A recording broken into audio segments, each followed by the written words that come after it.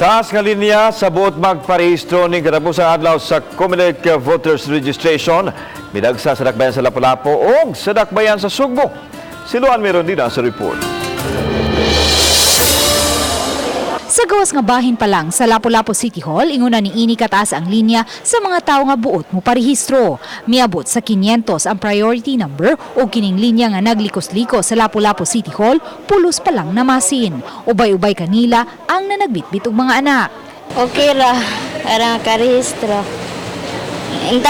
Lagi di mo hila, kung hila kay muli jud mi. Matod ni Attorney Anjanette Lamban, election officer sa Comelec Lapu-Lapu, sukad gibuksan ang registration niadtong Agosto 1. Kapin sa 8,000 ang nagparehistro. Ubay-ubay niini mga first-time voters. Apan lagi kay nabatasan na sa mga Pinoy nga moapa sa deadline maong midagsa ang daghang moparehistro karong adlaw. Matod sa Comelec, dili sila makapasalig nga ma-accommodate nila kining tanang mga tao nga naglinya dinhi nga wala pa yung mga priority numbers. Hinuon may laing registration pa, Hulyo sunod tuig. Wala tayo may mo, utubra gyud sa atong ma-accommodate. So I think there will be other registration next year. Samtang sa dakbayan sa Sugbo, taas usab ang linya sa mga tao niining usa ka dakong mall sa North Reclamation Area. Daghang mga rason nga gipadayag sa mga magparehistro apan walay lugway nga ihatag ang Comelec. Aduna natay for the first district Cebu City duna natay 15,976 applicants.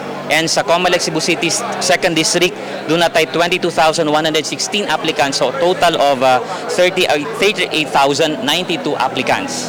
Samtang gipadayag ni Police Brigadier General de Bolsinas nga mag-atubang og administrative case ang mga pulis nga dili makaparehistro. 80% na hinuon sa mga pulis sa PRO7 ang nakaparehistro.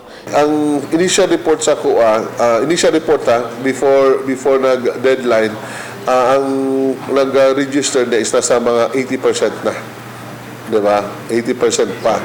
Oo. Katong uban, wala pa gihulat pa. So karon ang last deadline, siguro after this one, may bawa na mo kung pila gid ka percent. Uban ni June Solon o Godfrey Relien, Luan Merondina, Balitang Bisda.